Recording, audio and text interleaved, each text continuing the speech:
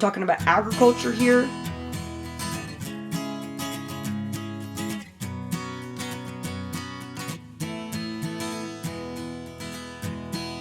Hello and welcome to Dragonflower Gardens.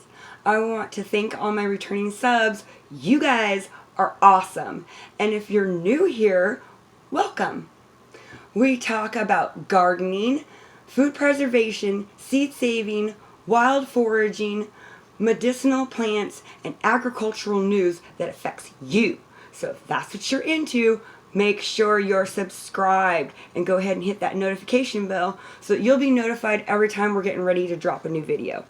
Alright, let's get into it today, you guys. Let's talk about why I was so focused on the storm, just besides the concern for our brothers and sisters, yeah? Okay. The storm Elliott, as they call it, Storm Elliott, that is a once-in-a-lifetime storm. Y'all remember that when it happens to you again, okay?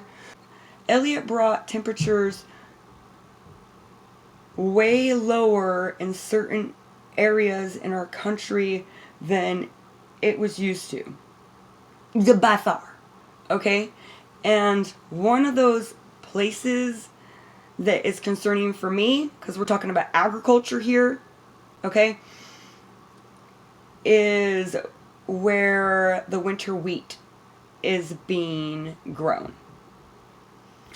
So winter wheat is cold hardy, so they plant it in late fall, and hopefully, on average, when we're not having changes, when we're not in a change period in our Mother Earth, we're able to make more stable predictions on when to plant. So when Elliott came through, it hit the area where wheat is being grown, and it wasn't able to establish enough to go dormant and then survive. So let's take a look. Let's take a look at what they're saying about the winter wheat. The average hits just kept on coming for the U.S. winter wheat crop. The 2022-23 edition is off to its worst start on record, with more wheat rated poor to very poor, 34%, than rated good to excellent, 30%, in November. Are you going to show us this picture? Winter wheat areas in drought, October 25th, 2022. So all this in the dark green, this is where the wheat is at. Approximately 74% of winter wheat production is within an area experiencing drought. And that was in October. So it had a hard time even getting the wheat established so it could start growing, because there was a big drought. So it starts to actually root, and it's starting to get a couple stalks off of it. You know, it's starting to grow up. So it ain't too big yet, you know, half an inch, maybe 2 inches. We need it somewhere around 3 to 4 inches before it can go dormant. So this is October, right? Okay, this is November 11th through November 14th. This is when that cold snap first started coming through. So all this dark area, all right in here, that's -10, -14. This is where it blasted through, right here. These circled areas, this is where most of our country's winter wheat is being grown. And they were in a drought. They planted the wheat. It barely got established because of the drought. and then bam, it's frozen. Alright. Alright, so you guys asked the question, isn't winter wheat hardy? Isn't winter wheat cold hardy? Why, yes. Yes, it is. Winter wheat is cold hardy. Winter wheat survival. Let's talk about that, okay? Winter wheat survival is based on the environment. Okay, so yes, it is cold hardy. Fall cold snaps down to 15 Fahrenheit. So it can survive some fairly cold weather. This is true. But you start getting down to minus 20, the survival rate's 0.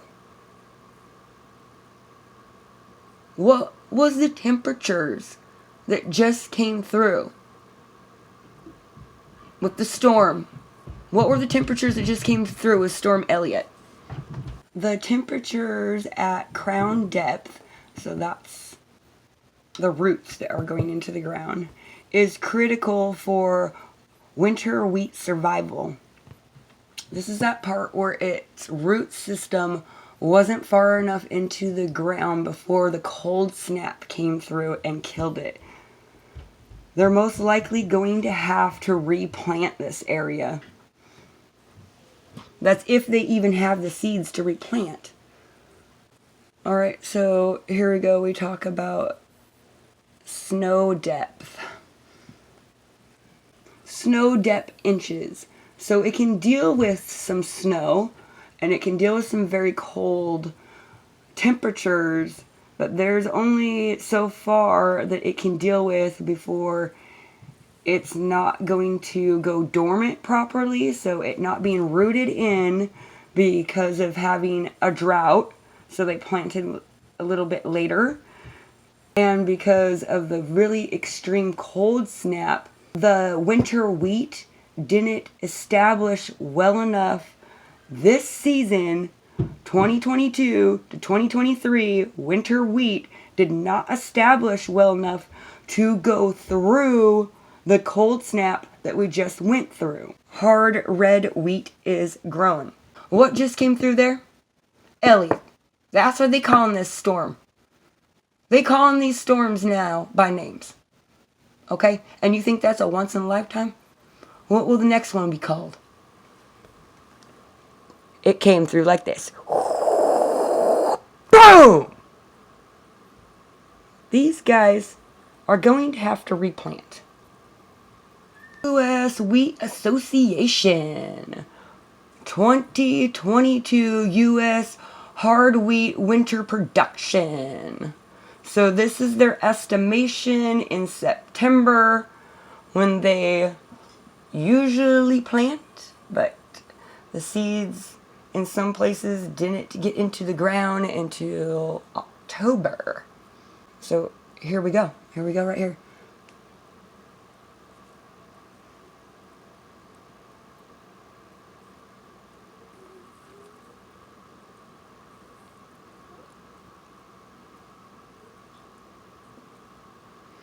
Wow, check this chart out.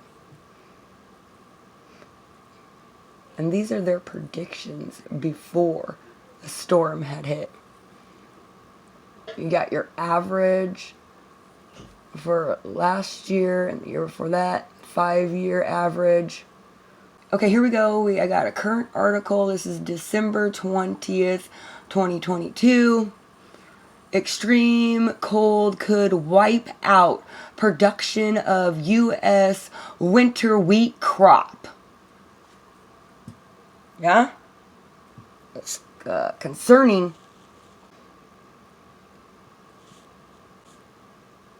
Alright, we can see here, right here in this picture, how it wasn't established well enough to go dormant. The stalks weren't tall enough. The roots were not deep enough. So when the cold came through, it didn't really have much of a chance. Wheat's down by 11.4%. Wow.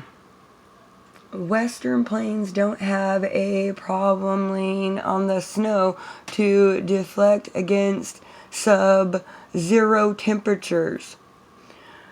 You're allowed whatever wheat has come up already to exposed to the dangerous cold. This is not temporary. This is not a 3-hour flash freeze.